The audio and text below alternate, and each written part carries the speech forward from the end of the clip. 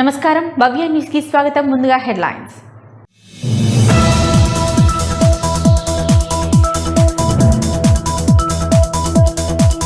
సర్దార్ వల్లభాయ్ పటేల్ 150వ జయంతిని పురస్కరించుకొని సిద్దిపేటలో ఘనంగా ఏక్తా ర్యాలీని ప్రారంభించిన ఎంపీ మాధవనేని రఘునందన్ రావు.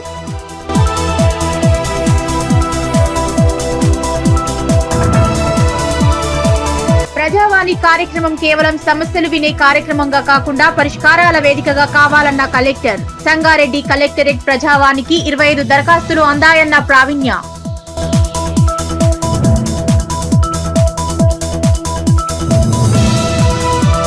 వెల్లూర్తి మండలం బస్వాపూర్ భ్రమరాంబిక మల్లికార్జున స్వామి దేవాలయంలో కార్తీక మాస ఉత్సవాలు. శ్రీ భ్రమరాంబిక మల్లికార్జున స్వామికి పంచామృతాలతో అభిషేకం.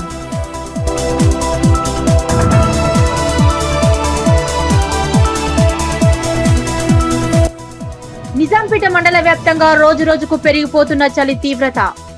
చలి జడిపించడంతో ఇండ్ల నుంచి బయటకు రాలేని జనం.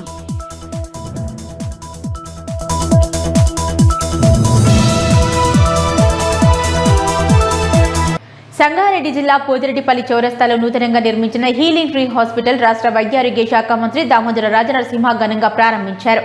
ఈ కార్యక్రమంలో స్థానిక ప్రజాప్రతినిధులు, వైద్య వర్గాలు, హాస్పిటల్ సిబ్బంది పాల్గొన్నారు.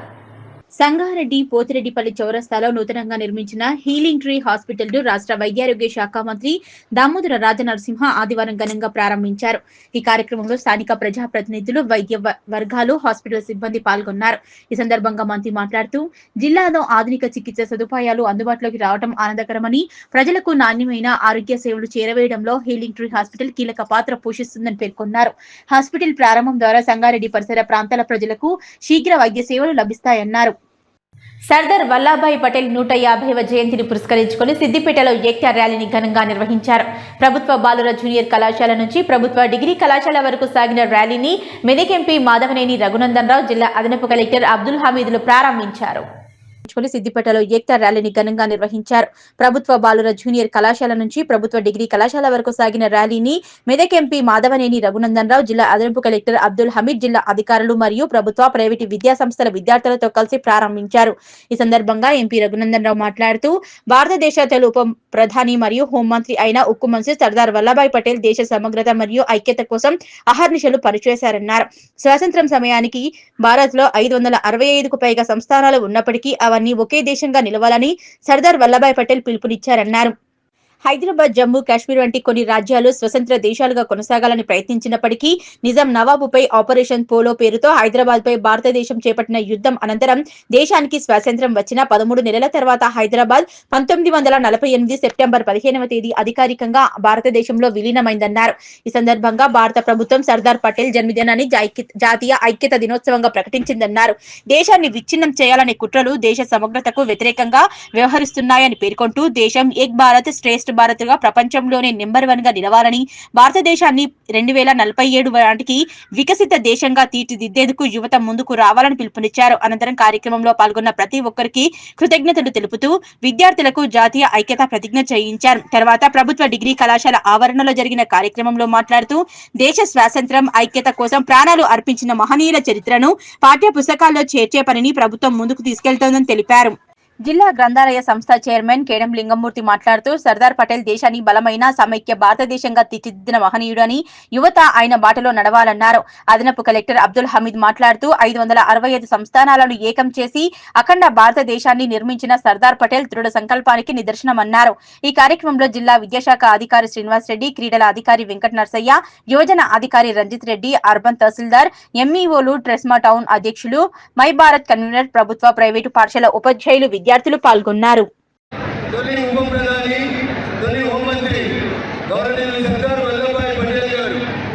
దేశమంతా ఒకటిగా ఉండాలంటే భారతదేశం లోపల ఉన్నటువంటి 565 సంస్థానాలు ఏవైతే ఉన్నాయో అవన్నీ కూడా ఈ దేశంలో కలవాలని చెప్పి చాలా స్పష్టంగా ఆదేశాలు ఇచ్చినప్పుడు మెజారిటీ రాజ్యాలు, చిన్న చిన్న రాజులు భారతదేశ సార్వభౌమాధికారాన్ని గుర్తించి ఇప్పుడు మనం ఏదైతే ఇండియా మ్యాప్ వేసామో ఆ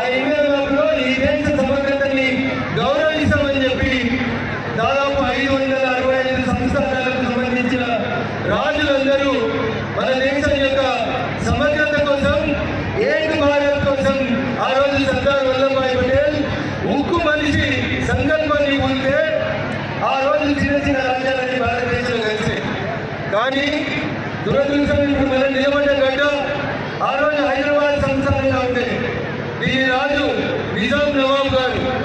నిజాం నవాబ్ ఒకడు జమ్మూ కాశ్మీర్ రాజు. మేము భారతదేశంలో కలవమని మమ్మల్ని స్వతంత్ర దేశంగా గుర్తించాలని వారికి వారే రాజుగా దేశాలుగా ఉండమని ప్రకటించినప్పుడు మనం నిలబడినటువంటి ఈ గడ్డకి స్వతంత్రం ఇప్పించాలనేటువంటి లక్ష్యంతో ఉక్కు మంత్రి సర్దార్ వల్లభాయ్ పటేల్ గారు ఆపరేషన్ పోలో పేరిట బీదర్కి భారత సైన్యాన్ని తీసుకొని వచ్చి నిజాం నవాబ్ హైదరాబాద్ సంస్థానం మీద యుద్ధాన్ని ప్రకటిస్తే కేవలం 24 గంటల్లో నిజాం నవాబ్ భారత సైన్యం ముందు లొంగిపోయి 1948 సెప్టెంబర్ 17వ తారీఖు రోజు ఇప్పుడు మన చేతిలో రెప్పరెప్పలు ఆడుతున్నటువంటి ఈ 300 జెండా ఈ గడ్డ మీద ఎగిరింది ఒక 13 నెలల అనంతరం. అట్లా ఎవరైతే ఈ దేశ సమగ్రతకి వ్యతిరేకంగా మాట్లాడినో, ఈ దేశంలో కర్మని చెప్పినో వాళ్ళందరి మెడలు వంచి ఈ భారతదేశాన్ని ఏక్ భారత్గా నిలిపినటువంటి నాయకుడు గౌరవనీయులు సర్దార్ వల్లభాయ్ పటేల్ గారు. వారి జన్మదినం అక్టోబర్ 31వ తారీఖు. 150 సంవత్సరాలు పూర్తయినటువంటి వారి జన్మదినాన్ని పురస్కరించుకొని భారత ప్రభుత్వం నరేంద్ర మోడీ గారి నాయకత్వంలో కాశ్మీర్ నుంచి కన్యాకుమారి వరకు అన్ని జిల్లాల్లో భావి భారత పౌరులైనటువంటి మీ అందరినీ ఈ యూనిటీ వార్షికంలో పాల్గొనాలని చెప్పి అప్పీల్ చేసింది. దాంట్లో భాగంగా ఈరోజు సిద్దిపేటలో ఇంత గొప్పగా తరలి వచ్చినటువంటి వివిధ కళాశాలల పాఠశాలల యాజమాన్యాలకి విద్యార్థులందరికీ కూడా యూనిటీ మార్చ్ సందర్భంగా శుభాకాంక్షలు, అభినందనలు తెలియజేస్తా ఉన్నారు. ఇప్పటి తర్వాత ఈ దేశంలో ఈ మధ్య కాలంలో మనం అందరం చూస్తా ఉన్నాం. ఈ దేశాన్ని విచ్ఛిన్నం చేయాలని కొంతమంది చదువుకున్నటువంటి మూర్ఖులు తెల్లకోట వేసుకొని ఆపదలో ఉన్న ప్రాణాలు కాపాడాల్సినటువంటి డాక్టర్లు కొంతమంది వెదవ పనిచేస్తూ ఈ దేశాన్ని విచ్ఛిన్నం చేయాలనేటువంటి కొన్ని కుట్రలు చేస్తా ఉన్నారు. మన భారతదేశం ఏక భారత్ శ్రేష్ఠ భారత్గా నిలవాలని, ప్రపంచంలో దేశం నెంబర్ 1గా మారాలని, ఏక భారత్ శ్రేష్ఠ భారత్తో పాటు మన దేశానికి స్వతంత్రం వచ్చినటువంటి 1947 నుంచి 100 సంవత్సరాలకి 2047కి మేమంతా రిటర్న్ జర్నీలో ఉంటాం. అప్పటికి ఈ దేశం మీదే, భావి భారత పౌరులు మీదే. కాబట్టి 2047కి నా దేశం వికసిత భారత్గా నిలబడాలని నరేంద్ర మోడీ గారి సంకల్పాన్ని మీరందరూ ముందుకు తీసుకెళ్లాలని, ఆ లక్ష్య సాధనలో భాగంగా ఈ రోజు ప్రారంభించినటువంటి యూనిటీ మార్చ్లో మీరందరూ కూడా దయచేసి భావి భారత పౌరుల్లో గొప్ప నిబద్ధతతో మన దేశాన్ని ముందుకు నడిపేటువంటి మంచి నాయకులుగా మీరందరూ ఎదగాలని మనస్ఫూర్తిగా కోరుకుంటూ ఈ కార్యక్రమాన్ని ఇంత గొప్పగా ఏర్పాటు చేసినటువంటి మహిళ జిల్లా కన్వీనర్ గారు మిత్రుడు రంజీవ్ గారికి, ఈ కార్యక్రమంలో పాల్పంచుకుంటున్నటువంటి జిల్లా అదనపు కలెక్టర్ గారికి, వేదిక మీద ఉన్నటువంటి అడ్వకేట్ మిత్రులు, డాక్టర్లు, వివిధ ఆర్గనైజేషన్లు, టీఎన్జిఓలు, ఇతర రాజకీయ పార్టీలకు సంబంధించినటువంటి పెద్దలు, ఉపాధ్యాయ యూనియన్లకు సంబంధించినటువంటి మిత్రులు అందరికీ పేరు పేరుగా నమస్కారాలు తెలియజేస్తూ ఈ ర్యాలీని ముందుకు కొనసాగించే కంటే ముందు మీరు మేమందరం కలిసి ఒక ప్రతిజ్ఞ చేయాలి. నాకంటే ముందు చాలామంది వ్యక్తులు మాట్లాడారు. సర్దార్ వల్లభాయ్ పటేల్ గురించి, ఆయన గొప్పతనం గురించి వివరించడం జరిగింది. దీంట్లో మన పిల్లలు నేర్చుకోవాల్సింది ఏంటంటే, ఒక దృఢ సంకల్పంతో ఉంటే ఏదైనా సాధించడానికి వీలుగా ఉంటుంది. అది తప్పకుండా మనం సాధించగలుగుతాం. దీనికి మనకు ఆదర్శ మనిషి సర్దార్ వల్లభాయ్ పటేల్.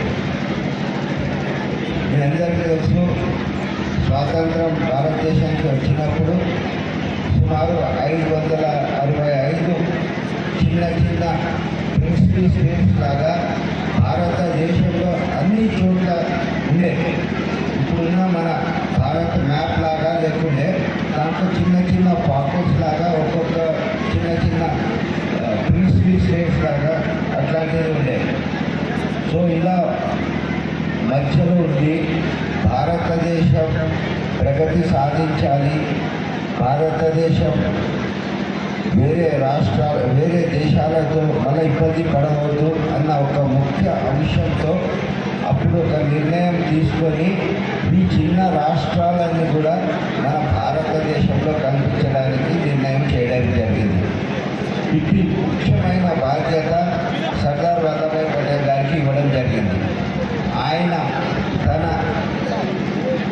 మాటల తీరు, క్లెవర్నెస్ ఈ విధంగా ఒక్కొక్కరిని నచ్చచెప్పి సుమారు అన్ని రాష్ట్రాలను భారతదేశంలో కలిసి ఉంటే ఆ రాష్ట్రానికే కాకుండా భారతదేశానికి అక్కడున్న ప్రజలకి ఇక్కడున్న ప్రజలకు అందరికీ చాలా భరోసాగా ఉంటుంది.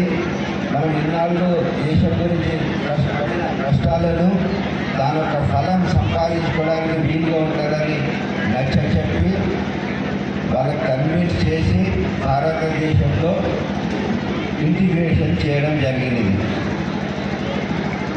కానీ కొన్ని 4 ప్రిన్సిపల్స్ కాశ్మీర్, జూనాగఢ్, హైదరాబాద్, ట్రావెన్కోర్ వీళ్ళు మాత్రం ఒప్పుకోలేదు.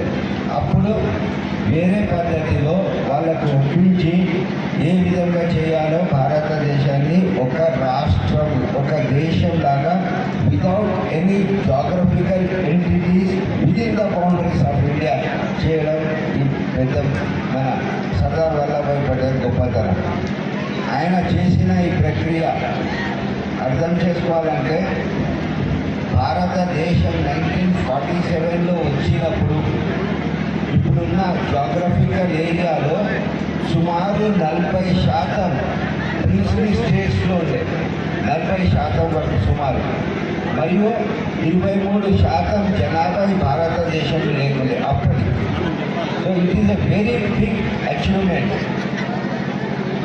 సో ఇలా చేసిన ఈ గొప్ప వ్యక్తి యొక్క 150th బర్త్ యాన్యువల్ సెలబ్రేషన్స్లో మనం పార్టిసిపేట్ చేయడం we should feel proud, privilege and taking as a responsibility.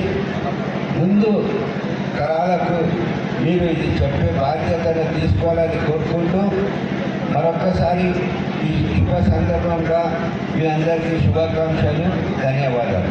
Nizampet మండల వ్యాప్తంగా రోజురోజుకు పెరుగుతున్న చలి తీవ్రతకు ప్రజలు చలిమంటలు కాస్తున్నారు. ఈ చలి తీవ్రతకు మంచు ప్రభావం కూడా భారీగా వేస్తోంది. ప్రతిరోజు సాయంత్రం 5 గంటల సమయంలోని చలి తీవ్రత ఎక్కువగా విజృంభించడంతో గ్రామాల్లోని ప్రజలు స్వెట్టర్లు వేసుకుని బయటకు వెళ్లకుండా ఇంట్లోనే ఉండిపోతున్నారు. నిజాంపేట మండల వ్యాప్తంగా రోజురోజుకు పెరిగిపోతున్న చలి తీవ్రతకు ప్రజలు చలిమంటలు కాస్తున్నారు. ఈ చలి తీవ్రతకు మంచు ప్రభావం కూడా బాగా వీస్తోంది. ప్రతిరోజు సాయంత్రం 5 గంటల సమయంలోనే చలి తీవ్రత ఎక్కువగా విజృంభించడంతో గ్రామాల్లోని ప్రజలు స్వెట్టర్లు వేసుకుని బయటకు వెళ్లకుండా ఇంట్లోనే ఉండిపోతున్నారు. ఈ చలి తీవ్రతకు ప్రజలు తగిన జాగ్రత్తలు చేపట్టాలని వైద్యులు సూచిస్తున్నారు. జనవరి వరకు చలి ప్రభావం ఎక్కువగా ఉంటుందన్నారు. 2-3 రోజులుగా చలి తీవ్రత బాగా ఉంది. తీవ్రత బాగా ఉండడం వలన మంటలు ప్రజలు కాపుకుంటున్నారు. పిల్లలు వృద్ధులు బయటకు వెళ్లకుండా జాగ్రత్తలు పాటించాలని కోరుకుంటున్నారు. మాజీ మంత్రి ఎమ్మెల్యే హరీష్ రావు కేటీఆర్, మాజీ ఎమ్మెల్యే పద్మా దేవేందర్ రెడ్డిలను విమర్శించే స్థాయి ఎమ్మెల్సీ కవితకు లేదని మెదక్ బీఆర్ఎస్పీ నియోజకవర్గ అధ్యక్షులు బజార్ రంజిత్ గౌడ్ ఘాటుగా విమర్శించారు. ఈ సందర్భంగా ఆయన మీడియాతో మాట్లాడారు. మాజీ మంత్రివర్యులు ఎమ్మెల్యే హరీష్ రావు కేటీఆర్, మాజీ ఎమ్మెల్యే పద్మా దేవేందర్ రెడ్డిలను విమర్శించే స్థాయి ఎమ్మెల్సీ కవితకు లేదని మెదక్ బీఆర్ఎస్పీ నియోజకవర్గ అధ్యక్షులు బజార్ రంజిత్ గౌడ్ ఘాటుగా విమర్శించారు. ఈ సందర్భంగా ఆయన మాట్లాడుతూ బీఆర్ఎస్ పార్టీ భిక్షతోని ఎంపీగా ఎమ్మెల్సీగా ఎన్నికై బీఆర్ఎస్ పార్టీని విమర్శించడం ఎంతవరకు సమంజసమన్నారు. 10 ఏళ్ల బీఆర్ఎస్ పాలనలో కేసీఆర్ అభివృద్ధి చేసిన సంక్షేమ పథకాలతోనే తెలంగాణ రాష్ట్రం అభివృద్ధి చెందిందని, కేసీఆర్ కూతురు నిజామాబాద్ ప్రజలు ఎంపీగా గెలిపించారే కానీ కేసీఆర్ పేరు లేకుండా పోటీ చేసి గెలుపొందే సత్తా మీకు ఉందా అని వారు సవాల్ విసిరారు. బీఆర్ఎస్ పార్టీ స్థాపించినప్పటి నుంచి కుడి భుజంలో ఉంటున్న హరీష్ రావును, అలాగే పార్టీని తన భుజస్కంధాలపై వేసుకుని నడిపిస్తున్న కేటీఆర్ ను విమర్శించడం సిగ్గుచేటన్నారు. అలాగే పార్టీని స్థాపించినప్పటి నుంచి జెడ్పీటీసీ స్థాయి నుంచి ఎమ్మెల్యేగా గెలుపొంది డిప్యూటీ స్పీకర్ గా సేవలు అందించిన మాజీ ఎమ్మెల్యే పద్మా దేవేందర్ రెడ్డిని విమర్శించే స్థాయి నీకు లేదన్నారు. ఆమె 3 పర్యాయాలు ఎమ్మెల్యేగా ప్రజలకు సేవలు అందించిందని, అలాగే నిజామాబాద్ లో మీరు ప్రాతినిధ్యం వహించినటువంటి పార్లమెంటు స్థానానికి సంబంధించి అన్ని అసెంబ్లీ నియోజకవర్గాల్లో బీఆర్ఎస్ పార్టీ అభ్యర్థులు గెలిచినా మీరు మాత్రం భారీ తేడాతో ఓడిపోవడం మీ అవినీతి పనులకు పరాకాష్ట కాదా అని ఆయన ప్రశ్నించారు. తెలంగాణ రాష్ట్రంలో తిరిగి ప్రెస్ మీట్లు పెట్టడమే కాకుండా దమ్ము ధైర్యం ఉంటే నిజామాబాద్ లో పర్యటించి అక్కడ ప్రజల సమస్యలు పరిష్కరించాలని డిమాండ్ చేశారు. ఈ కార్యక్రమంలో మాజీ ఎంపీటీసీల ఫోరం అధ్యక్షులు నంద్యాల బాలరెడ్డి ఉన్నారు. 2001 నుంచి పార్టీ పుట్టినప్పటి నుంచి కూడా పద్మా దేవేందర్ రెడ్డి గారు టీఆర్ఎస్లో, ప్రస్తుత బీఆర్ఎస్ పార్టీలో కొనసాగారు. ఆనాటి ఉద్యమ పార్టీ ఏర్పడిన క్షణం నుంచి ఇప్పటి వరకు కేసీఆర్ గారు ఆదేశాల మేరకే పనిచేస్తున్న ఒక గొప్ప నాయకురాలు పద్మా దేవేందర్ రెడ్డి గారు. మీరు మాట్లాడుతున్నారు 2009లో టికెట్ ఇవ్వకపోవడం వల్ల ఆమె పార్టీ నుంచి ఒక పార్టీ గైడ్ లైన్స్ ప్రకారం పక్కకున్నది తప్ప వేరే పార్టీలో ఎప్పుడు కూడా ఆమె చేరినటువంటి దాఖలాలు లేవు. మీరు 2014లో నిజామాబాద్ నుంచి ఎంపీగా ఒకసారి ఫస్ట్ టైం మన ఏదో తెలంగాణ ఉద్యమం నేపథ్యంలో కేసీఆర్ గారు కూతురుగా మాత్రమే మీరు గెలుపొందారు. అదే 2018లో మీరు మరలా కూడా నిజామాబాద్ నుంచి ఎంపీగా పోటీ చేశారు. మళ్ళీ ఎందుకు ఓడిపోయారు? మీరు గొప్పగా అభివృద్ధి చేసినాము, ఏమో చేసినాము అన్న ఉద్దేశంతో మీరు ఉన్నారు కాబట్టి నిజామాబాద్లో మీరు ఓడిపోయినారు. 3 పర్యాయాలు ఇక్కడ స్థానికంగా ఎమ్మెల్యేగా గెలుపొందినటువంటి పద్మా దేవేందర్ రెడ్డి గారు ఇక్కడ ప్రాంతానికి చాలా అభివృద్ధి చేశారు. అది ప్రజలందరికీ తెలుసు. కేవలం ఒక 10,000 ఓట్లతోనే మన పద్మా దేవేందర్ రెడ్డి గారు ఓడిపోయారు. చాలామంది ఓడిపోయారు. కేసీఆర్ గారి వేవ్లో కూడా మీరు 2018లో గెలవలేకపోయారు. కానీ మొన్న ప్రభుత్వం వచ్చినప్పుడు కూడా మీరు గెలవలేరు. కానీ మొన్న ప్రభుత్వం రాలేదు. కేవలం 39 స్థానాలు మాత్రమే మన బీఆర్ఎస్ పార్టీ గెలుచుకుంది. అప్పుడు పద్మా దేవేందర్ రెడ్డి గారు ఓడిపోయారు. 100కు పైగా అప్పుడు గెలిచి ప్రభుత్వాన్ని స్థాపించినటువంటి టీఆర్ఎస్ హయాంలో కూడా మీరు ఓడిపోయారు. మీరు పద్మా దేవేందర్ రెడ్డి గారిని విమర్శించే స్థాయి మీది కాదు. పద్మా దేవేందర్ రెడ్డి గారి స్థాయి వేరు. మీరు కేసీఆర్ గారి కూతురుగా ఉన్నారు కాబట్టి మీరు గెలిచారు తప్ప వేరే ఉద్దేశంతో మీరు సతహాగా పోతే మీరు గెలిచే వ్యక్తులేమి కాదు.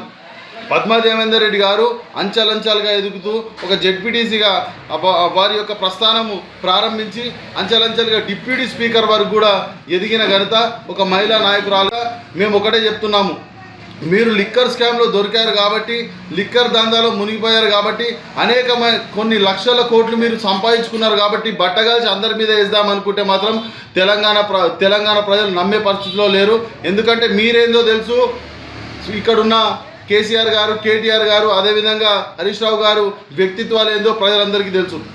మీరు ఏ నియోజకవర్గానికి పోతే ఆ నియోజకవర్గం పోతాం, అక్కడున్న స్థానిక నాయకులపైన బట్టగాల్సి మీదేస్తామంటే బీఆర్ఎస్ పార్టీ సైనికులుగా అలాగే తెలంగాణ ప్రజలుగా మేము ఎవరో మూరుకోము. మీరంటే ఇప్పటికి కూడా గౌరవం ఇస్తున్నాం. ఎందుకు గౌరవం ఇస్తున్నామంటే కేసీఆర్ గారి కూతురుగా మాత్రమే మీకు ఆ గౌరవం ఉంటుంది. మేము ఇష్టం ఉన్నట్టు మాట్లాడతామంటే మా సమాధానం ఇంకో విధంగా ఉంటుంది. మీరు కాంగ్రెస్ పార్టీ చేతుల్లో కీలుబొమ్మగా మారారు. మీరు కాంగ్రెస్ పార్టీ ఏదైతే చెప్తున్నదో, స్క్రిప్ట్ చెప్తున్నదో అది మీరు నియోజకవర్గాలు తిరుగుకుంటూ అవలంబిస్తున్నారు. ఇది ప్రజలందరికీ తెలుసు. జర్నలిస్టుల పక్షాన వారుకున్న సమస్యల పట్ల పోరాటం చేసి జర్నలిస్టుల సంక్షేమానికి టీయూడబ్ల్యూజే ఐజేఏ యూనియన్ ముందుండాలని జిల్లా అధ్యక్షులు శంకర్ దయాల్చారి పేర్కొన్నారు. సోమవారం చిన్నశంకరంపేట మండల కేంద్రంలోని సభ్యత్వ నమోదు కార్యక్రమాన్ని చేపట్టారు. జర్నలిస్టుల పక్షాన వారికున్న సమస్యల పట్ల పోరాటం చేసి జర్నలిస్టుల సంక్షేమానికి టీయూడబ్ల్యూజే ఐజేఏ యూనియన్ ముందుంటుందని జిల్లా అధ్యక్షులు శంకర్ దయాల్చారి పేర్కొన్నారు. సోమవారం చిన్నశంకరంపేట మండల కేంద్రంలోని సభ్యత్వ నమోదు కార్యక్రమాన్ని చేపట్టారు. ఈ సందర్భంగా ఆయన మాట్లాడుతూ అర్హులైన ప్రతి ఒక్కరికి అక్రెడిషన్ కార్డులు, హెల్త్ కార్డులు మంజూరు అయ్యేలా కృషి చేస్తామన్నారు. ప్రభుత్వం స్పందించి వెంటనే జర్నలిస్టుల సమస్యలను పరిష్కరించాలని డిమాండ్ చేశారు. సమస్యలను పరిష్కరించకపోతే పోరాటం చేస్తామన్నారు. ఈ కార్యక్రమంలో టీయూడబ్ల్యూజే ఐజేయూ జిల్లా joint secretary Anjaneyulu Goud, senior జర్నలిస్టులు వెంకన్న, బాబు, చంద్రంగౌడ్, కుమారి యాదగిరి, దేవరాజు, రాజర్ల నరేందర్, కృష్ణగౌడ్, సందీప్ యాదగిరి పాల్గొన్నారు. జిల్లా సభ్యత్వ సేకరణలో భాగంగా ఈరోజు శంకరంపేట ఆర్ మండలానికి రావడం జరిగింది. జర్నలిస్టుల సమస్యల పరిష్కారమే ధ్యేయంగా సంక్షేమాన్ని దృష్టిలో పెట్టుకొని తెలంగాణ రాష్ట్ర వర్కింగ్ జర్నలిస్టుల సంఘం ఎల్లప్పుడూ ముందుండి పనిచేస్తూ ఉంది. రాష్ట్ర ప్రభుత్వం చాలా రోజులుగా అక్రిడిటేషన్ల విషయంలో జాప్యం చేస్తూ ఉంది. అదేవిధంగా జర్నలిస్టులకు సంబంధించిన హెల్త్ కార్డులు కూడా అమలు కావడం లేదు. ఈ విషయంలో అనేక మార్లు రాష్ట్ర ప్రభుత్వం దృష్టికి తీసుకెళ్లడం జరిగింది. అయినప్పటికీ కూడా జాప్యం జరుగుతూ ఉంది. మరికొద్ది రోజుల్లో అక్రిడిటేషన్లు మంజూరు చేయకపోయినా, హెల్త్ కార్డులు అమలు కాకపోయినా తెలంగాణ రాష్ట్ర వర్కింగ్ జర్నలిస్టుల పక్షాన ప్రభుత్వంపై పోరాటం తప్పదని చెప్పి ఈ సందర్భంగా తెలియజేస్తా ఉన్నాం. ఏది యూట్యూబ్లో ప్రజావాణి కార్యక్రమం కేవలం సమస్యలు వినే కార్యక్రమంగా కాకుండా పరిష్కారాల వేదికగా నిలపాలని జిల్లా కలెక్టర్ అధికారులకు సూచించారు. కలెక్టరేట్ సమావేశ మందిరంలో నిర్వహించిన ప్రజావాణి కార్యక్రమానికి 25 దరఖాస్తులు అందాయని తెలిపారు. ప్రజావాణి కార్యక్రమం కేవలం సమస్యలు వినే కార్యక్రమం కాకుండా పరిష్కారాల వేదికగా నింపాలని, వినతి ఇచ్చి వెళ్లిన తర్వాత వెంటనే పరిష్కారం చూపాలని పి ప్రావీణ్య జిల్లా కలెక్టర్ అధికారులకు సూచించారు. సోమవారం కలెక్టరేట్ సమావేశ మందిరంలో నిర్వహించిన ప్రజావాణి కార్యక్రమానికి 25 దరఖాస్తులు అందాయన్నారు. ప్రజల నుంచి వివిధ అంశాలకు సంబంధించిన ఫిర్యాదులు, వినతి పత్రాలు అధికారులతో కలిసి స్వీకరించారు. రెవెన్యూ, పంచాయతీరాజ్, సంక్షేమ పథకాల అర్హత, మున్సిపల్ సమస్యలు వంటి అనేక అంశాలపై వచ్చిన దరఖాస్తులను స్వీకరించి సంబంధిత శాఖల అధికారులకు పంపిణీ చేశారు. ఈ సందర్భంగా కలెక్టర్ మాట్లాడుతూ ప్రజలు నేరుగా అధికారులను కలుసుకొని తమ సమస్యలు చెప్పుకునే అవకాశం కల్పించడం వల్ల పారదర్శకత, పరిపాలనకు తోడ్పడుతుందని అధికారులకు తెలిపారు. ప్రజావాణి కార్యక్రమాన్ని సమస్యలు పరిష్కరించే వేదికగా మార్చాలని పేర్కొన్నారు. కార్యక్రమానికి వచ్చిన ప్రజలు అవసరమైన సూచనలు, సహాయం అందించడంలో అధికారులు, సిబ్బంది చురుకుగా వ్యవహరించారు. ఈ కార్యక్రమంలో అదనపు కలెక్టర్లు చంద్రశేఖర్, మాధురి, డిఆర్ఓ పద్మజారాణి, జెడ్పీసీఓ జానకిరెడ్డి, వివిధ శాఖల జిల్లా అధికారులు, సిబ్బంది, ప్రజలు పాల్గొన్నారు.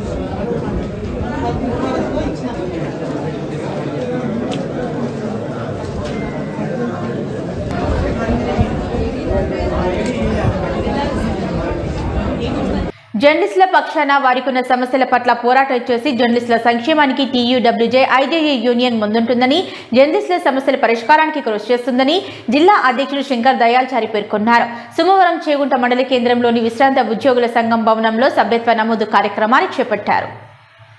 జర్నలిస్టుల పక్షాన వారికున్న సమస్యల పట్ల పోరాటం చేసి జర్నలిస్టుల సంక్షేమానికి టీయూడబ్ల్యూజే ఐజేఏ యూనియన్ ముందుంటుందని, జర్నలిస్టుల సమస్యల పరిష్కారానికి కృషి చేస్తామని జిల్లా అధ్యక్షులు శంకర్ దయార్చరి పేర్కొన్నారు. సోమవారం చేగుంట మండల కేంద్రంలోని విశ్రాంత ఉద్యోగుల సంఘం భవనంలో సభ్యత్వ నమోదు కార్యక్రమాన్ని చేపట్టారు. అనంతరం ప్రెస్ క్లబ్ స్థలాన్ని పరిశీలించారు. ఈ సందర్భంగా జిల్లా అధ్యక్షులు శంకర్ దయార్చారి మాట్లాడుతూ అర్హులైన ప్రతి ఒక్కరికి అక్రెడిషన్ కార్డులు, హెల్త్ కార్డులు మంజూరయ్యేలా కృషి చేస్తామన్నారు. ప్రభుత్వం స్పందించి వెంటనే జర్నలిస్టుల సమస్యలను పరిష్కరించాలన్నారు. సమస్యలు పరిష్కరించకపోతే పోరాటం చేస్తామన్నారు. ఈ కార్యక్రమంలో రాష్ట్ర కార్యవర్గ సభ్యుడు డీజే శ్రీనివాస్ శర్మ, శ్రీధర్, బాలచందర్, రఘురాములు, సురేందర్, సుధాకర్, రఘుపతి, వీరేశం, కౌండిన్య తదితరులు పాల్గొన్నారు. మెదక్ జిల్లా జర్నలిస్టుల యూనియన్ తరపున ఈరోజు మండల కేంద్రంలో సభ్యత్వ నమోదు కార్యక్రమాన్ని జిల్లా నాయకులు శంకర్ గారి ఆధ్వర్యంలో చేపట్టడం జరిగింది. జర్నలిస్టుల సమస్యలపై నిరంతరము జర్నలిస్టుల యూనియన్ పోరాడుతూనే ఉంది. గత 30 సంవత్సరాలుగా ఎన్నో ఉద్యమాలు చేసి ఎన్నో సమస్యలను వెలికితీసి ప్రజల్లో జర్నలిస్టులకు ఒక ప్రాధాన్యతను సంతరించుకున్నారు. ప్రభుత్వాలకు కనువిప్పు చేసే విధంగా 30 సంవత్సరాల పోరాటంలో ఎన్నో సమస్యలను వెలికితీసిన సందర్భాలు ఉన్నాయి. ఈ యూనియన్కు అంత పటిష్టంగా ఇప్పటివరకు కొనసాగుతూ వస్తుందంటే ఎలాంటి అవరోధాలు లేకుండా ముందుకు సాగుతుంది. అప్పటి నుండి ఇప్పటి వరకు కూడా ప్రభుత్వాలు జర్నలిస్టుల సంక్షేమానికి వస్తే మరి వారి సమస్యలను పట్టించుకున్న పాపాన పోవడం లేదు. ఎక్కడ సమస్యలు ఎక్కడే అన్నట్టు ఉన్నది. ఈసారి మన యూనియన్ ఒక పటిష్టమైన నిర్ణయం తీసుకొని రాష్ట్ర వ్యాప్తంగా సమస్యలను పరిష్కరించే దిశగా పోరాడానికి మేమందరము యూనియన్ పిలుపు ఎప్పుడిచ్చినా అప్పుడు సిద్ధంగా ఉంటామని సందర్భంగా తెలియజేస్తూ ముగిస్తున్నాం.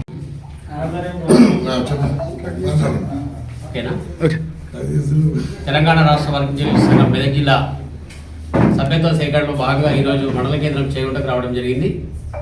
ఇక్కడ ఉన్నటువంటి సీనియర్ జర్నలిస్టు మిత్రులతో సభ్యత్వ సేకరణ పూర్తి చేయడం జరిగింది. తెలంగాణ రాష్ట్ర వర్గం జర్నలిస్టుల సంఘం ఎల్లప్పుడూ జర్నలిస్టుల సమస్యలపైన ముందుండి పోరాటం చేస్తుందని చెప్పి ఈ సందర్భంగా తెలియజేస్తా ఉన్నాం. రాష్ట్ర ప్రభుత్వం అక్రిడేషన్ల జారీ విషయంలో చాలా జాప్యం చేస్తూ ఉంది. ఈ జాప్యాన్ని తొందరగా కుదించి కొత్త అక్రిడేషన్ కార్డులు మంజూరు చేయాలని చెప్పి మేము డిమాండ్ చేస్తూ ఉన్నాం. అదేవిధంగా రాష్ట్ర ప్రభుత్వం చొరవ చూపాలని చెప్పి మేము డిమాండ్ చేస్తూ ఉన్నాం. ఈ విషయంలో రాష్ట్ర ప్రభుత్వం స్పందించకపోతే ఖచ్చితంగా ఉద్యమం చేపట్టాల్సిన అవసరం ఉంటుందని చెప్పి ఈ సందర్భంగా మేము తెలియజేస్తా ఉన్నాం. Thank you. నిజాంపేట మండల పరిధిలోని చెల్మెడ గ్రామంలో సోమవారం కాంగ్రెస్ నాయకుడు Leela group chairman Meenakshi doctor Mohan Naik ఆధ్వర్యంలో 2వ రోజు ఉచిత హెల్త్ క్యాంపును ఏర్పాటు చేశారు. గ్రామ ప్రజలకు ఉన్నటువంటి ఆరోగ్య సమస్యలను అడిగి తెలుసుకుని వారికి ఉచితంగా మందులను అందజేశారు. నిజాంపేట మండల పరిధిలోని చెల్మెడ గ్రామంలో సోమవారం కాంగ్రెస్ నాయకులు Leela group chairman Meenakshi doctor Mohan Naik ఆధ్వర్యంలో 2వ రోజు ఉచిత హెల్త్ క్యాంపును ఏర్పాటు చేసి గ్రామ ప్రజలకు ఉన్నటువంటి ఆరోగ్య సమస్యలను అడిగి తెలుసుకుని వారికి తగు సూచనలు సలహాలు అందించి ఉచితంగా మందులు అందజేశారు. ఈ సందర్భంగా తాజా మాజీ సర్పంచ్ నరసింహారెడ్డి మాట్లాడుతూ డాక్టర్ మోహన్ నాయక్ ఉచితంగా వైద్య శిబిరాలే కాకుండా చనిపోయిన వారికి ఆర్థిక సహాయం అందిస్తూ నిరుపేద వధువు వివాహాలకు పుస్తెమటలు అందజేస్తూ అండగా నిలుస్తున్నందుకు ఆయనను ఆ భగవంతుని ఆశీస్సులు ఉండాలన్నారు. ఇలాంటి సేవా కార్యక్రమాలు మరెన్నో చేయాలని ఆకాంక్షించారు. ఈ కార్యక్రమంలో తిరువల్ల స్వామి ఆలయ డైరెక్టర్లు బాజా రమేష్, బొమ్మన మల్లేశం, కారోబర్ రమేష్ తదితరులు పాల్గొన్నారు. ఇక్కడ హెల్త్ క్యాంప్ నిర్వహించడం నాకు ఎంతో చాలా సంతోషకరమైన విషయం. అలాగే ఇవే కాకుండా ప్రతి కార్యక్రమాలు కూడా చేసి మా దగ్గర కూడా లేని వాళ్ళకు చనిపోయిన వాళ్ళకి కానీ 5,000 ఇవ్వడం కూడా జరిగింది. ఇట్లాంటి కార్యక్రమాలు ఎన్నో మా గ్రామానికి చేయాలని కూడా మేము కోరుతున్నాము. మెదక్ జిల్లా వెల్దుర్తి మండలం బస్వాపూర్ శ్రీ బ్రహ్మరాంబిక మల్లికార్జున స్వామి దేవాలయంలో కార్తీక మాస ఉత్సవాలు ఘనంగా నిర్వహిస్తున్నారు. కార్తీక మాసం చివరి సోమవారాన్ని పురస్కరించుకుని శ్రీ బ్రహ్మరాంబిక మల్లికార్జున స్వామి వారికి పంచామృత అభిషేకాలు, రుద్రాభిషేకం కార్యక్రమాలను ఘనంగా చేపట్టారు. మెదక్ జిల్లా వెల్దుర్తి మండలం బస్వాపూర్ శ్రీ బ్రహ్మరాంబిక మల్లికార్జున స్వామి దేవాలయంలో కార్తీక మాసం ఉత్సవాలు ఘనంగా నిర్వహిస్తున్నారు. కార్తీక మాసం చివరి సోమవారాన్ని పురస్కరించుకుని శ్రీ బ్రహ్మరాంబిక మల్లికార్జున స్వామికి పంచామృత అభిషేకాలు, రుద్రాభిషేకం కార్యక్రమాలు చేపట్టారు. అనంతరం ఆలయ ప్రాంగణంలో అయ్యప్ప స్వాములకు ఇరుముడి కార్యక్రమాన్ని నిర్వహించారు. తూప్రాన్ గురుస్వామి శ్రీనివాస్ గౌడ్ చేతుల మీదుగా ఇరుముడి కార్యక్రమాన్ని నిర్వహించారు. 41 రోజుల పాటు దీక్ష పూర్తి చేసిన అయ్యప్ప స్వాములు ఇరుముడి కట్టుకుని శబరి యాత్ర బయలుదేరారు. అయ్యప్ప శరణు ఘోష మధ్య ఇరుముడి కార్యక్రమం ఘనంగా జరిగింది. అనంతరం అన్న ప్రసాద వితరణ కార్యక్రమాన్ని చేపట్టారు. పెద్ద ఎత్తున భక్తులు ఈ కార్యక్రమంలో పాల్గొన్నారు. ఈ కార్యక్రమంలో తలారి మల్లేష్ గురుస్వామి, రాజేష్ గురుస్వామి, నిత్యానదాన ప్రభు, ఆగం రవీందర్ గౌడ్ గురుస్వామి, లక్ష్మణ్ గురుస్వామి, మంగళపర్తి శ్రీనివాస్ గురుస్వామి, ప్రశాంత్ రెడ్డి గురుస్వామి, శ్రీధర్ రెడ్డి, నవీన్ ఫానేందర్, శ్రీనివాస్ యాదవ్, స్వామి రవితేజ, పరమేశ్వర, నరేష్ సింగ్, సదాశివ, నిరంజన్, రాజు, సాయి గౌడ్, బాను, అంకిత్, సుధాకర్, నవీన్ తదితరులు పాల్గొన్నారు.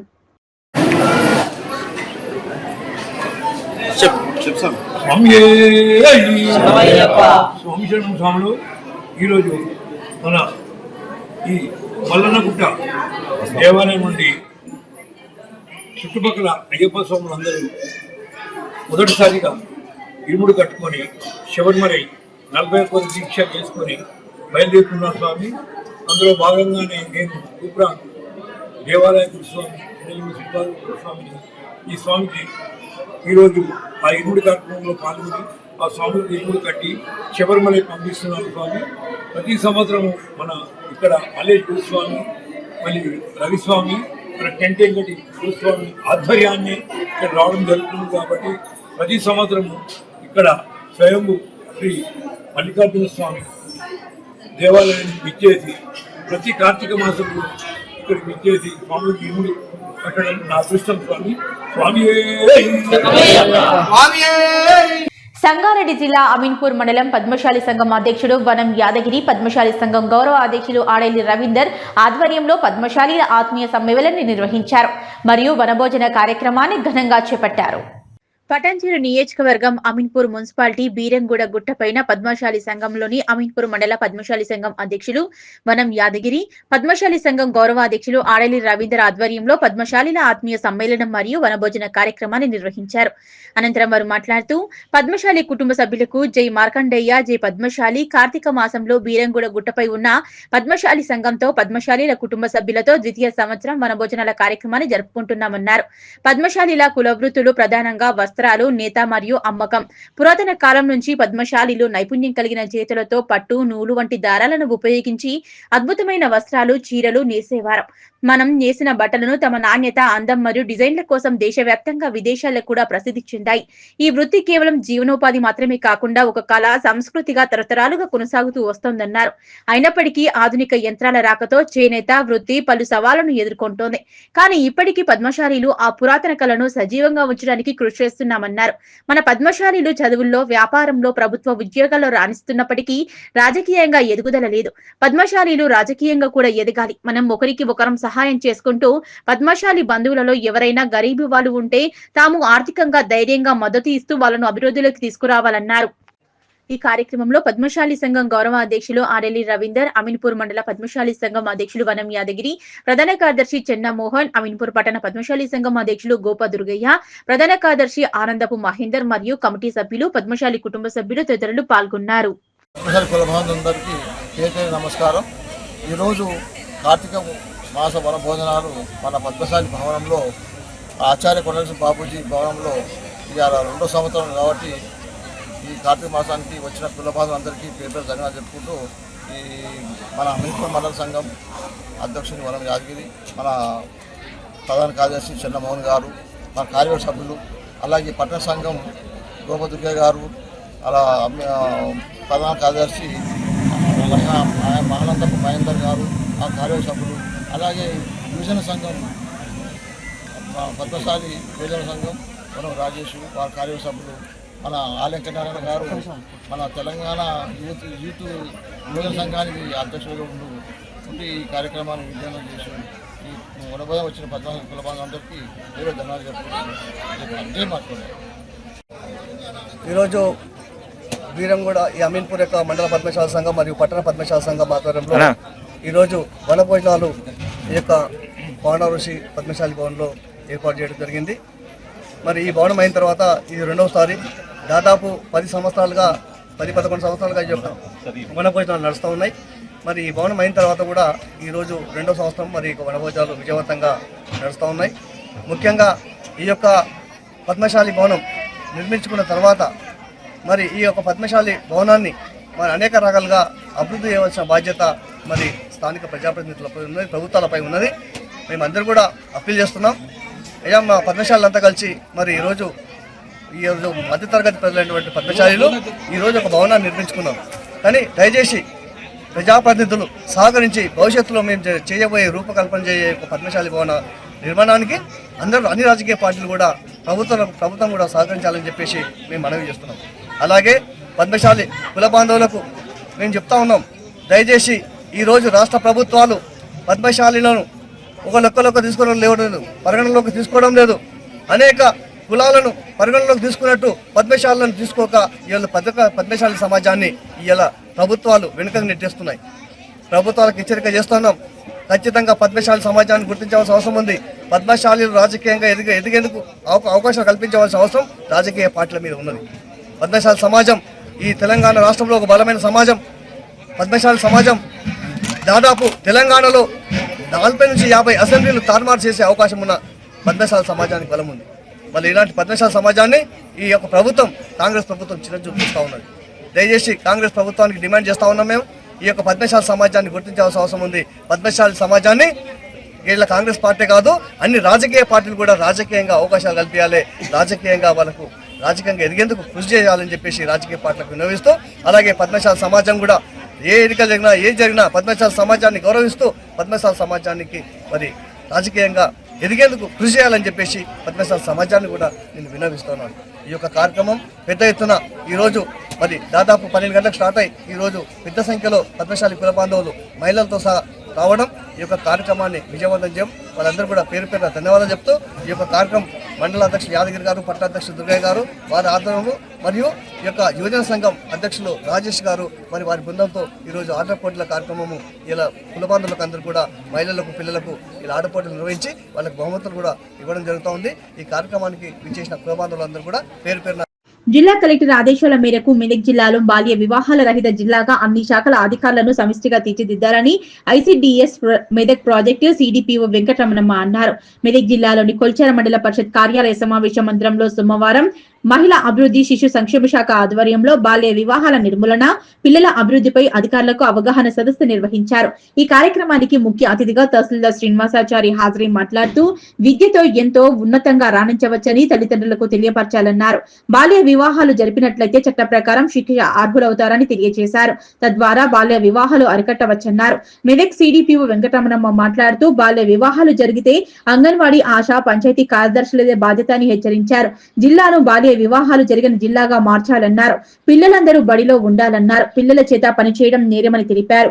కిషోర బాలికలకు సంబంధించిన వివరాలు బిఎల్ఓల దగ్గర ఉండాలన్నారు. కిషోర బాలికలు ఎక్కడ చదువుతున్నారో, ఏం చేస్తున్నారో అన్న విషయాలను తప్పనిసరిగా సేకరించాలని సూచించారు. ఈ సందర్భంగా డబ్ల్యూడి, సిడబ్ల్యూ, ఐసిడిఎస్ ఆధ్వర్యంలో ర్యాలీ నిర్వహించి ప్రతిజ్ఞ చేయించారు. ఈ కార్యక్రమంలో MPDO Rafikunnisa, MPO Krishnaveni, MEO Satyanarayanaraju, APM Lakshminarayana, ICDS supervisor Sasikala, child welfare coordinator Gangadhar, vision NGO coordinator Raju, Shailaja, anganwadi panchayat సెక్రటరీలు, వివిధ శాఖల అధికారులు పాల్గొన్నారు. ఆ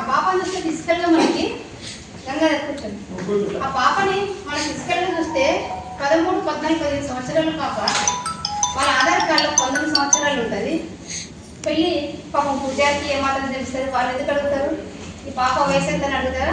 ఈరోజు తిథి ఏముంది, నక్షత్రం ఏముంది, ఈరోజు మంచిగా ముహూర్తం బాగుంది, పెళ్లి పెట్టేస్తారు. లాస్ట్కి ఆయన కూడా జైలుకి పోతారు. తర్వాత క్రిస్టియన్ వాళ్ళు కూడా ఫాదర్స్ ఎవరైతే ఉంటారో పాస్టర్స్ వాళ్ళు కూడా వెళ్ళిపోతారు. రకరకాలుగా. ఇప్పుడు నెక్స్ట్ ప్రోగ్రామ్ ఏంటిదంటే జిల్లా స్థాయిలో ఏ రిలీజన్కి సంబంధించినటువంటి వాళ్ళు ఎవరైతే పెద్దలు ఉంటారో ఈ పెళ్ళిళ్ళు చేసేటువంటి వాళ్ళకి నెక్స్ట్ ఒక 3-4 డేస్లలో కలెక్టర్ సార్ ఒక మీటింగ్ ఏర్పాటు చేస్తున్నారు అందరికీ. దీనివల్ల ఏంటిదంటే బాల్య వివాహాలు జరగకుండా కాపాడాలి. ఇది ఫస్ట్ చైల్డ్ రైట్స్ చాలా ఉన్నాయి. ఒక్కొక్క మా విందు నుంచి వచ్చిన వాళ్ళు మాట్లాడే వాళ్ళు చాలామంది ఉన్నారు. నెక్స్ట్ మేడం ఎంపీడీఓ మేడం కూడా సెక్షన్ చాలా పెద్ద సెక్షనే ఉంది. ఎంపీడీఓ మేడం తర్వాత ఎంఈఓ సార్ వాళ్ళ బాధ్యత ఏముంది? ఎక్కడైతే ఇందాక నేను చెప్పినట్టుగా స్కూల్ డ్రాప్అవుట్ ఎవరైతే ఉన్నారో వాళ్ళని ట్రేస్ అవుట్ చేసి వాళ్ళకి ఇంట్రెస్ట్ ఉన్నట్టయితే కనుక గవర్నమెంట్ స్కూల్స్, కాలేజెస్ ఉన్నాయి, హాస్టల్స్ ఉన్నాయి. అదేవిధంగా వాళ్ళు ఇంకేదైనా స్కిల్ డెవలప్మెంట్ యాక్టివిటీస్, టైలరింగ్ అయింది, చిన్న బేబీ రెస్క్యూ చేసేమో శిశుగృహలో ఉంది, తల్లి ఏమో సఖిలో ఉంది, వీళ్ళిద్దరు సేఫ్గా ఉన్నారు. మరి ఆ బాబుకు మాత్రం శిక్ష పడింది, జైల్లో ఉండిపోయినాడు. అంటే ఇలాంటివన్నీ అబ్బాయిలకు కూడా ఇటువంటి శిక్షలు పడకుండా ఉండాలంటే మనం సరి అయినటువంటి వయసులో మ్యారేజ్ చేసుకోవడానికి మనం ప్రతి గ్రామంలో ఈ అవగాహన సదస్సులు ఏర్పాటు చేయాలి. ఇంకొకటి, ఎక్కడైతే మనం ఎట్లయితే పిల్లల్ని గుర్తించాలి, స్కూల్ డ్రాప్అవుట్స్ ఉంటారు. స్కూల్ డ్రాప్అవుట్స్ ఏ విలేజ్లో అయినా సరే స్కూల్ డ్రాప్అవుట్ అయింది అంటే అక్కడ ఖచ్చితంగా నెక్స్ట్ కార్యక్రమం ఏముంటుంది? పెళ్లి కార్యక్రమం ఉంటుంది. కాబట్టి ఆ విషయం పట్ల చుట్టుపక్కల ఎవరైతే స్కూల్ డ్రాప్అవుట్స్ ఉన్నారో సర్వే చేసుకోవాలి. అంగన్వాడీ టీచర్స్, అదేవిధంగా గ్రామ కార్యదర్శులు, ఇంకొకటి ఐకేకి సంబంధించినటువంటి వివోలు ఉంటారు, ఆర్పీలు ఉంటారు. వివోలు అంటారు కదా, ఆర్పీలు ఉంటారు. అందరికీ బాధ్యత ఉంది. ఇక్కడ నేను పేరుని చెప్తున్నా. ఇక్కడ ఎంఈఓ సార్ ఉన్నారు, ఎంపీఓ ఉన్నారు, ఐసిడిఎస్ మేము. అనే పదం ఎందుకు వచ్చింది, ఎందుకు తీసుకొచ్చింది, ప్రభుత్వం ఎందుకు తీసుకొచ్చింది, దీని యొక్క ఉద్దేశం ఏంటి, చట్టాల గురించి అందరూ కూడా చెప్పడం జరిగింది. మరి చట్టాలు ప్రయోగం చేసుకోకుండా మనం ఏం చేయాలి,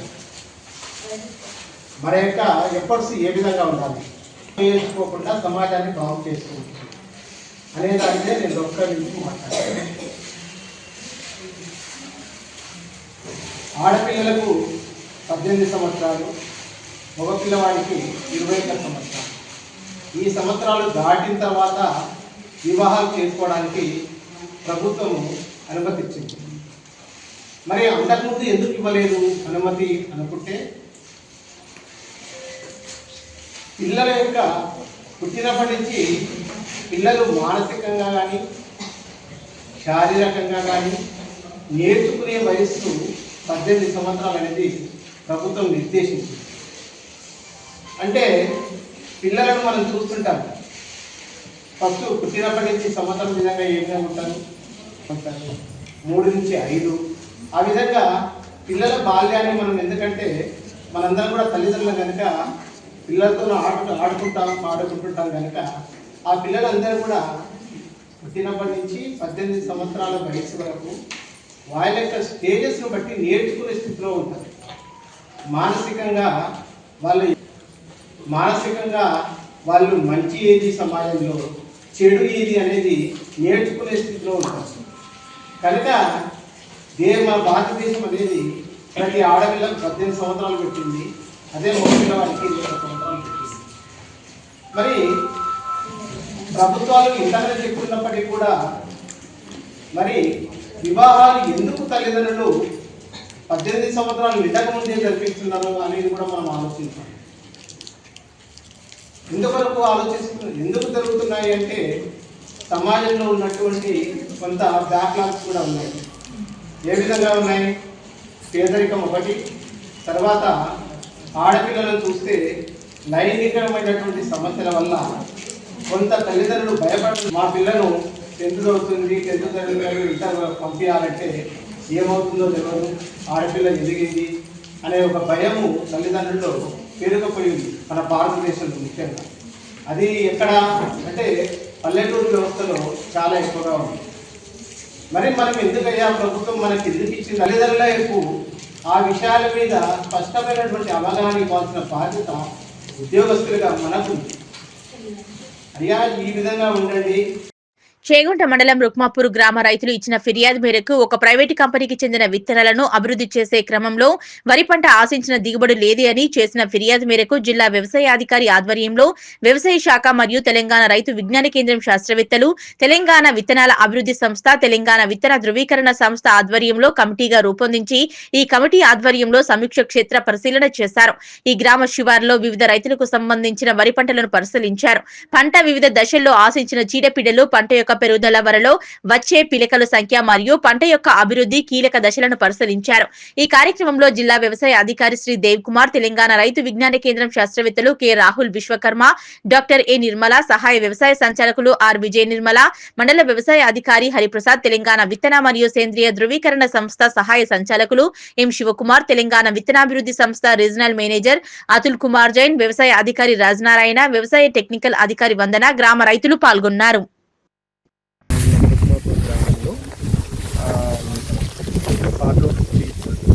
కంపెనీ సీడ్ ప్రొడక్షన్కి 2 రకాల విత్తనాలు ఇవ్వడం జరిగింది.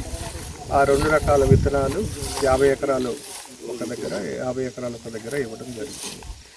అయితే గత 10 రోజుల క్రితము రైతులు చేగుంట వ్యవసాయ అధికారికి మాకు ఈ విత్తనాలు ఇచ్చిన దాన్ని బట్టి ఆ విత్తనాలు మాకు దిగుబడి రాలేదు, మేము నష్టపోతున్నామని కంప్లైంట్ ఇవ్వడం జరిగింది. సో ఈ కంప్లైంట్ బేస్ మీద నేను జిల్లా వ్యవసాయ అధికారిగా ఆల్రెడీ ఎవరైతే రైతులు వేశారో ఆ రైతులు పొలాలన్నీ సందర్శించడం జరిగింది. దాంతోపాటు ఇది జిల్లా వ్యవసాయ అధికారిగా కాకుండా ఒక కమిటీ ఏర్పాటు చేస్తే బాగుంటుంది అన్న ఉద్దేశంతో ఇది శాస్త్రవేత్తలకి లేఖ రాయడం జరిగింది. ఆ శాస్త్రవేత్తలతో పాటు అలాగే సీడ్ డెవలప్మెంట్ కార్పొరేషన్ ప్రతినిధి, అలాగే సీడ్ సర్టిఫికేషన్ ఏజెన్సీ ప్రతినిధి, దాంతోపాటు మా వ్యవసాయ అధికారి సిబ్బంది కూడా రావడం జరిగింది. సో ఇది మేము దాదాపుగా 2 రకాలు ఇచ్చారు కాబట్టి ఆ 2 రకాల వెరైటీస్ పొలాలను సందర్శించి శాస్త్రవేత్తలు దాని పరిశీలించి, అంటే దాని అంచనా ఎలా వేస్తారు అని అంటే దానికి పిలకలు ఎన్ని పెట్టాయి, పిలకలతో పాటు గొల్లలు ఎన్ని వచ్చినాయి, దాంతోపాటు గింజలు ఎన్ని వచ్చాయి, దాన్ని చూసి అంచనా వేసిన తర్వాత ఇది గవర్నమెంట్కి నివేదిక ఇవ్వటం జరుగుతుంది. గవర్నమెంట్ నివేదికని బట్టి మనం రైతులు ఏమీ నష్టపోకుండా వారికి అంటే మేలు జరిగేలాగా రుక్మాపూర్ గ్రామంకి చేస్తామని చెప్పి అంటే వాళ్ళకి హామీ కాదు కానీ వాళ్ళకి ధైర్యం ఇస్తున్నాను. Thank you. సహకార సంఘం పరిధిలోని భద్రాద్రి కొత్తగూడెం జిల్లా పాల్వంచ మండలంలో గల సోములగూడెం ధాన్యం కొనుగోలు కేంద్రంను కొత్తగూడెం శాసనసభ్యులు కూనంనేని సాంబశివరావు ప్రారంభించారు. ఈ సందర్భంగా ఎమ్మెల్యే కూనంనేని సాంబశివరావు మాట్లాడుతూ ప్రభుత్వం రైతులు పండించిన ప్రతి ధాన్యాన్ని కొనుగోలు చేయడానికి సిద్ధంగా ఉందని, ప్రస్తుత సీజన్లో వరి ధాన్యానికి సన్న రకాలకు ప్రభుత్వం మద్దతు ధర క్వింటాలకు 2389, అలాగే దొడ్డు రకానికి 2369 రూపాయలను ప్రభుత్వం నిర్ణయించిందని, అలాగే సన్న రకాలకు ప్రత్యేకంగా క్వింటాలకు 500 రూపాయల బోనస్ కూడా ప్రభుత్వం ఇస్తుందన్నారు. రైతులందరూ తమ ధాన్యాన్ని పూర్తిగా ఆరబెట్టుకుని ప్రభుత్వ నియమాలను పాటిస్తూ కొనుగోలు కేంద్రాల్లో ధాన్యం అమ్ముకోవాలన్నారు. రైతులకు ప్రభుత్వం కల్పిస్తున్న మంచి అవకాశమని, రైతులు ఎవరో దళారులను ఆశ్రయించకుండా నేరుగా ప్రభుత్వం ఏర్పాటు చేసిన ధాన్యం కొనుగోలు కేంద్రాల్లో ధాన్యం అమ్ముకొని మద్దతు ధర పొందాలని తెలియజేశారు. ప్రభుత్వం క్వింటాలకు 500 రూపాయల బోనస్ అందిస్తుందన్నారు. అది చాలా రైతాంగానికి మంచి మేలు చేకూరుస్తుంది. అదేవిధంగా రేటు కూడా పర్వాలేదని అంటున్నారు. అందువలన ఇప్పుడు డ్యూటీ ఏంటంటే మీది సివిల్ సప్లైస్ వాళ్ళు ఉంటే బాగుండేది. మీరంటే మీరు చేయలేరు, పైనుంచి రావాల్సిందే. ప్రతి గింజ కూడా రైతులు కొనుగోలు కేంద్రం ద్వారా అమ్ముకునేట్టు చేయాలి. అప్పుడు ఏమైందంటే మధ్య వాళ్ళకి ప్రాబ్లం ఉండదు, మధ్య వాళ్ళకి ఇబ్బంది ఉన్నా రైతుకి ప్రాబ్లం ఉంటుంది. మధ్యలో కొనేవాళ్ళు అమ్మేవాళ్ళు ఉంటారే దళారులు. ఇప్పుడు రేటు పక్కాగా ఉంటుంది. కొద్దిగా ఆలస్యమైనా సరే ఇది కరెక్ట్ అయినటువంటి పద్ధతి బాగానే ఉంది. ఈ రెండోది పట్టాలు అడిగారు, 500 రూపాయల బోనస్ అది కూడా ఉపయోగం. ముందు వీళ్ళు కొనాలి, వీళ్ళు అమ్మటం కాదు. కొనడానికి కూడా ఉన్న రేటు కూడా మంచిగానే ఉంది కదా, వీళ్ళు నిర్ణయించిన రేటు. ఇంకా మధ్య దళారులు ఎందుకంటే ఎక్కువ ఇస్తారా? రబీది రాలేదు అంటున్నారు. రబీది అంటే ఈ గవర్నమెంట్ దగ్గర పైసలు లేవు నాకు తెలిసి. అయినా కూడా మనం అడుగుదాం, మనం రాలేవని చెప్పారు. పట్టాలు గవర్నమెంట్ ఎన్ని పట్టాలు ఇవ్వగలుగుతుంది అనేది ముందు ఒకటి అంచనా వేసుకోవాలి. గవర్నమెంట్ ఇవ్వడానికి ప్రయత్నం చేయాలి. ఒకవేళ ఇవ్వనప్పుడు గవర్నమెంట్ పట్టాల కోసం చూడకుండా మనమే ఎవరు సొంత పట్టాలు వాళ్ళు కొనుక్కుంటే మంచిది నా అభిప్రాయం. ఎందువల్లంటే నష్టం జరిగినాక వాళ్ళని తిట్టుకున్న ఉపయోగం ఉండదు. గవర్నమెంట్ కూడా తన బాధ్యతగా చేయాలి. పట్టా పెద్ద ఖరీదు కూడా ఉండదు, 300 ఎంత అంటున్నారు పట్టా. భవ్య న్యూస్ ముగించే ముందు హెడ్లైన్స్ మరోసారి.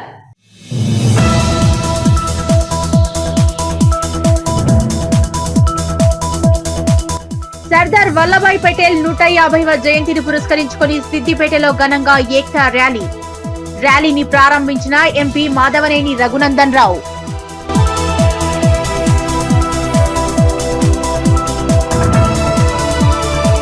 ప్రజావాణి కార్యక్రమం కేవలం సమస్యలు వినే కార్యక్రమంగా కాకుండా పరిష్కారాల వేదికగా కావాలన్న కలెక్టర్. సంగారెడ్డి కలెక్టరేట్ ప్రజావాణికి 25 దరఖాస్తులు అందాయన్న ప్రావీణ్య.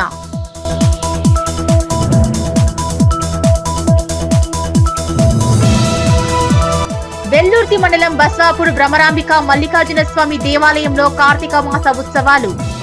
శ్రీ భ్రమరాంబిక మల్లికార్జున స్వామికి పంచామృతాలతో అభిషేకం.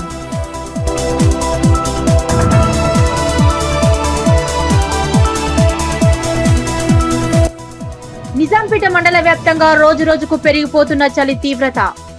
చలి జడిపించడంతో ఇండ్ల నుంచి బయటకు రాలేని జనం.